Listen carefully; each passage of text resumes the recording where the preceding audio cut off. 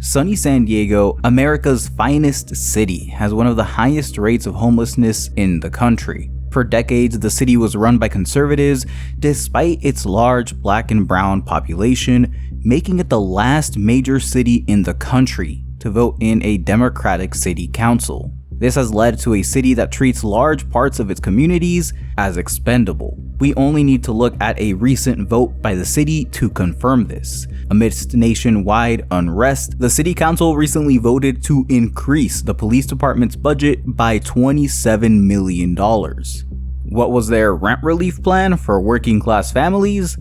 A mere $15 million. Clearly, something needed to change. So I started seriously organizing like a month and a half ago or so, right before all the protests started. And I decided, you know what? I am going to get out there and make a revolutionary organization. And this is what I've learned.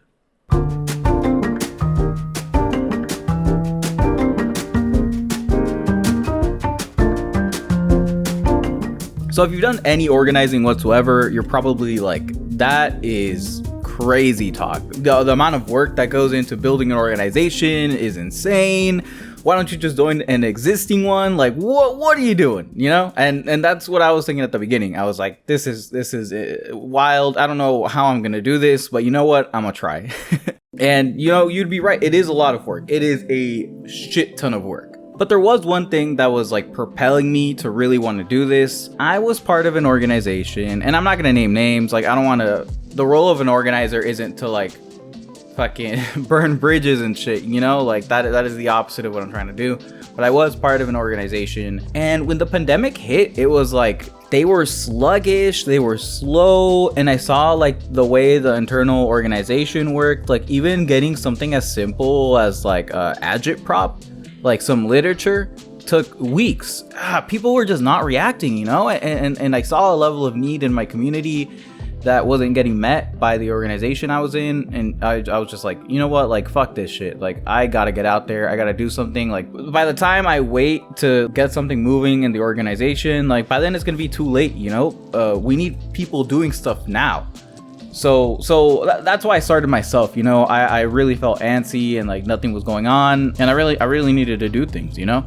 And of course there are, like I said before, there are organizations out there that are doing things. One of them being PSL, but another one is like We Got San Diego, which I mentioned in my organizing in a pandemic video. Super good organization. But again, what I was trying to do was more in the line of like PSL, but again, getting into an organization like PSL, getting through the onboarding process, gaining that trust, and being put out there on the ground to do things with them, it was going to take forever. It was going to take absolutely forever. And I didn't want to wait. I needed to do things now. Meanwhile, We Got San Diego is an amazing mutual aid organization. But I was looking for something that kind of like mended mutual aid with political goals, while We Got San Diego is strictly a mutual aid organization. So they're not going to be, you know, fighting for revolutionary change anytime soon. So it's looking pretty good. So it's like week, I don't even know what week this is, but today I'm gonna go around asking the unhoused what they want for a care package. I got my flyers. Hi, excuse me, miss, what's going on? What are we doing here? What? What? It was a pretty good day so far. It was a little slow, but it was good. It was good. And this was basically my philosophy, and it started with mutual aid work. So everyone loves mutual aid. Like, I don't think there's a single person in the world that's like, oh, I hate helping people. You know, like, no, everyone loves mutual aid. So that would be the foundation of this organization. It's a great way to gain notoriety in the community, you know, gain trust among working people, among unhoused people, and it's a great way to onboard new members, you know? That's my approach to this, you know? Use the mutual aid as kind of like a battering ram for for communism, you know? That sounds horrible, and it sounds like super manipulative, but I think like any organization needs to like mend these two struggles together. Yeah, fundamentally, like if people see us out there, if they see us doing the work, then they're going to be more likely to believe in what we're selling and what we're saying about society and politics and all that. So that's where I started in May. I just bought some supplies at the store. You know, I wasn't really sure what I was doing, but I was like, okay, you know, I'll just get some basic, hygienic stuff, you know, some food, some snacks, and put it in some baggies and ride around and give it to some unhoused people.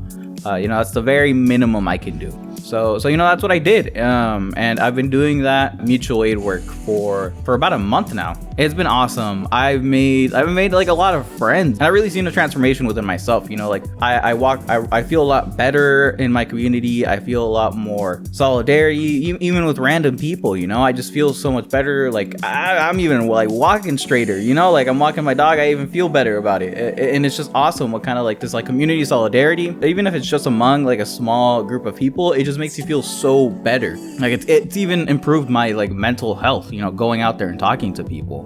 And I know like a lot of leftists struggle with like depression or anxiety or all kinds of things. And I'm not saying like, oh, like organizing will cure your mental health, because obviously it's not. But for me, it's been a huge boost to my like well-being and my mental health, and I highly recommend it, because I haven't felt this great in my community, you know, this great in my skin, about myself in a really long time. And it's been a really I'm not gonna say life-changing but it's been a great experience for sure.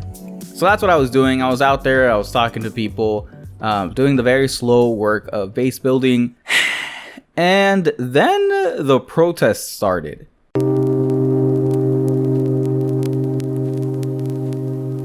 So these massive protests, this explosion in popular energy that we've seen recently, it's elevated class and racial consciousness to a level that we haven't seen in a really long time in the United States. And that is like amazing. I really strongly believe that Black Lives Matter and this like second civil rights movement have pushed the left to heights that it hasn't seen in a really long time. And I think the black struggle, it's like part and parcel with what leftists and socialists are trying to do. Like it frankly, it's like the bread and butter of the movement. It's integral, it's inseparable. But my problem was that I was trying to do like the slow work of like going out in my community, building relationships with people, and a very slow one-on-one conversations that takes weeks, you know, months to build up a rapport with people so you can really start talking to them about what's going on. The one thing I can describe base building work as is slow. And these protests were anything but slow. They were an explosion of energy, and I felt like I was getting pulled in like a million places at the same time. You know, if I wanted to go canvassing, I'd feel bad if there was a protest going on, you know, because I got to be supporting that movement, I got to be supporting this, you know. And I just felt like I was getting like torn apart, and I needed to be in like a million places at once because I felt so shitty that I wasn't doing enough, you know. So I had to find a way to synthesize these two causes, you know, these two organizing efforts that were going on, because they're not antithetical to each other, you know.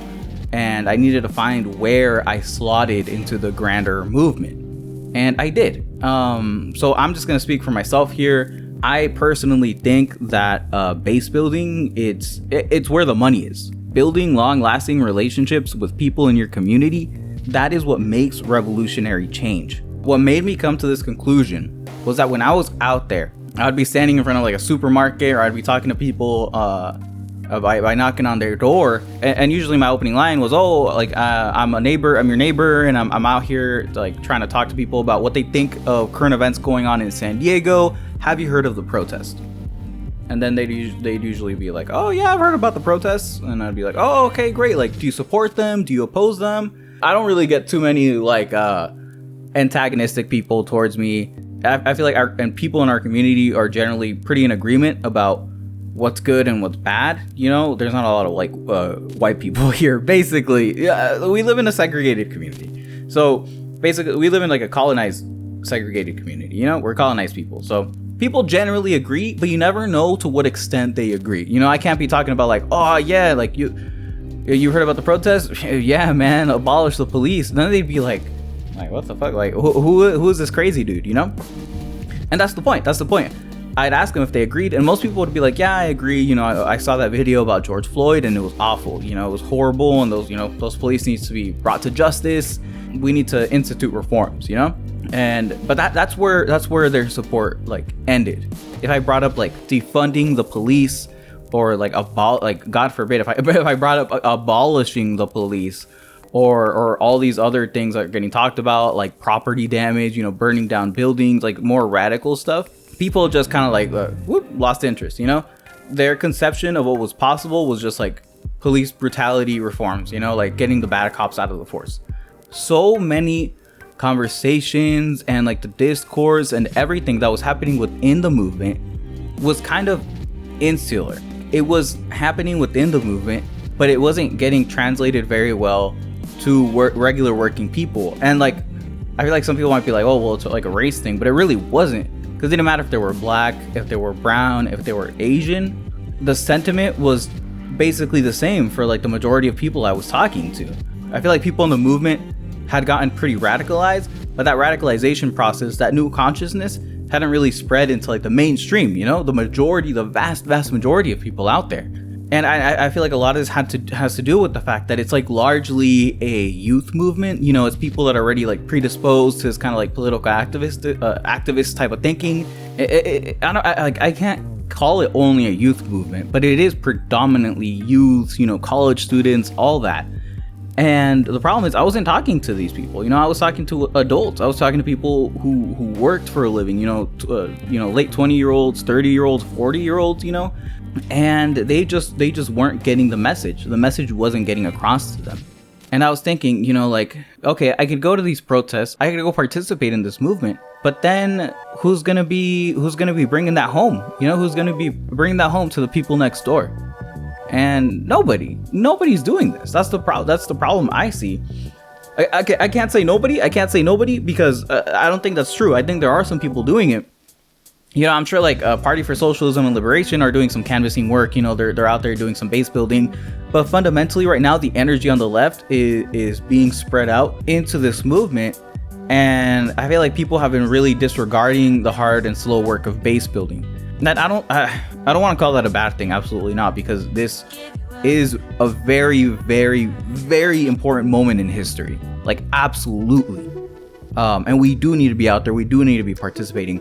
But I do feel like if we disregard the base building work, it's suicidal. I can't say that. I can't say the S word because of demonetization. We are signing our death certificate. Because if we're not building a base, we're not fighting to win.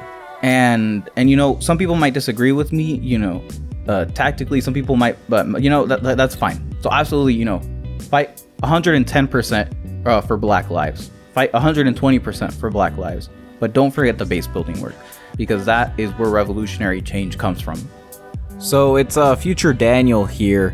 I'm really tripping over my words, so I just want to reiterate, we absolutely need to fight on the street for Black lives. This is essential. We need to be out there.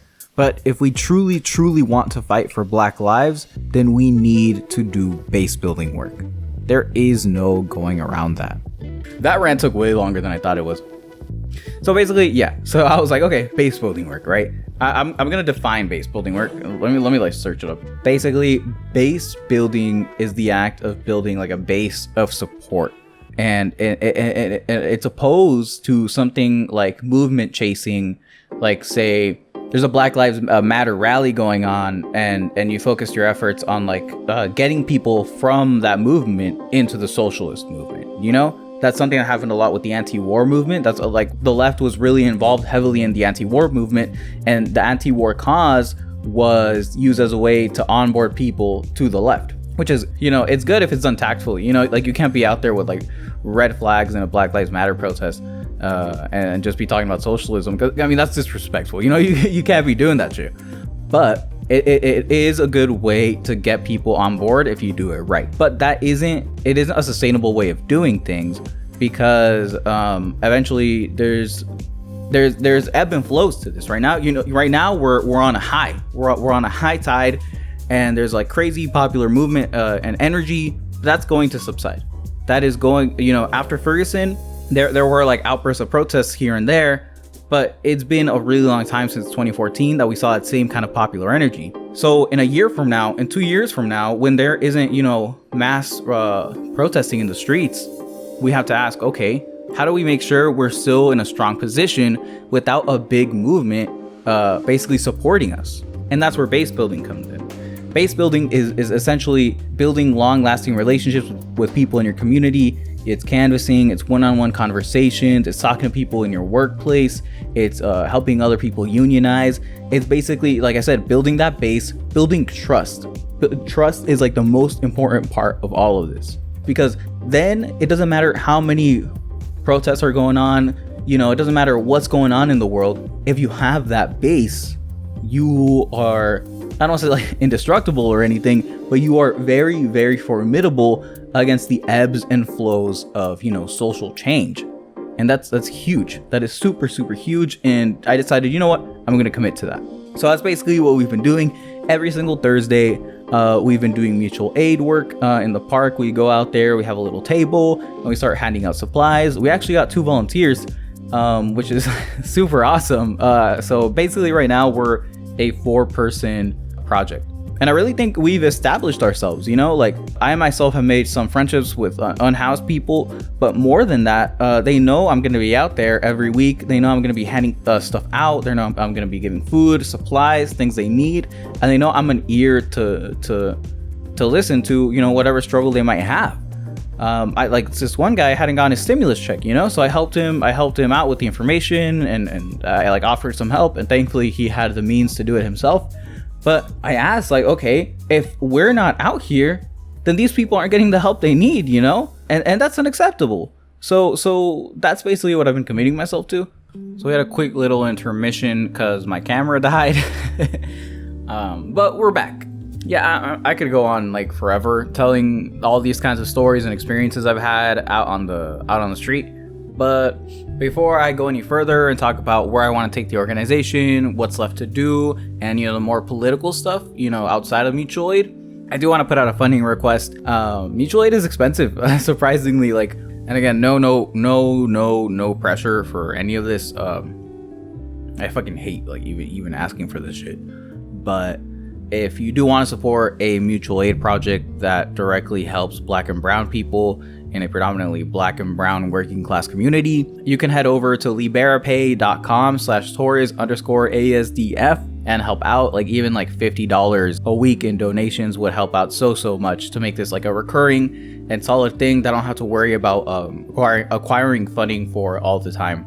And the good thing about LiberaPay is that it's 100% transparent, so you can see like my income history on it and everything, so like there's no shady shit. Thank you again if you do support it.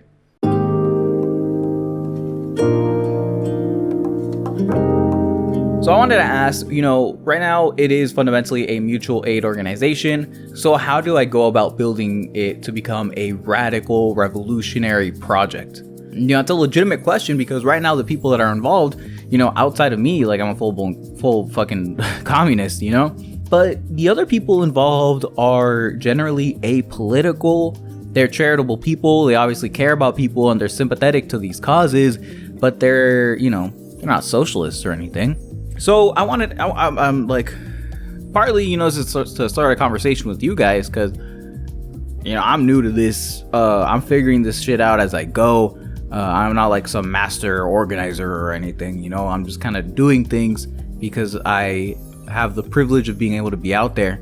But I'm as much in the dark as, anybody else. On the one part, I do feel like having generally apolitical people involved is an asset.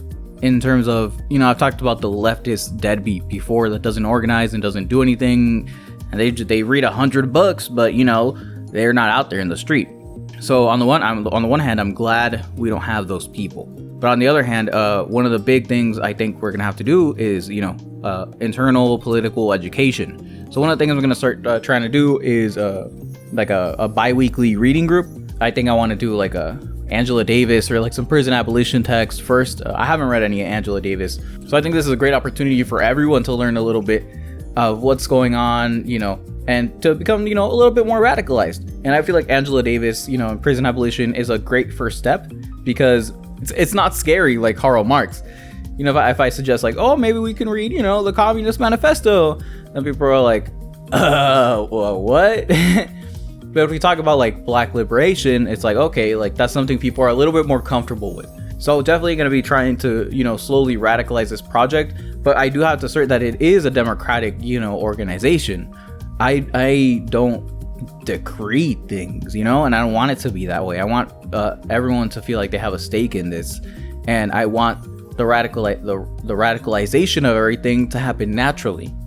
I want it to be a revolutionary organization because people want to be a revolutionary organization, not just because, you know, I mandated it or something like top down. I don't want it to be top down. I want it to be a bottom up thing, you know? So reading group for one, I need to keep canvassing, you know, keep getting more emails, and that's basically where I'm at right now. I want to keep updating you guys on where this is going and what I'm doing, because I feel like it's important work that we need to keep doing, and we need to keep fighting, and we need to stay out there. My camera's about to die, so I think I'm gonna have to continue without face cam. So yeah, I'll hit you with an update video later on. Donate if you can, subscribe, comment, do whatever you can, and I'll see you next time. Thanks so much for watching.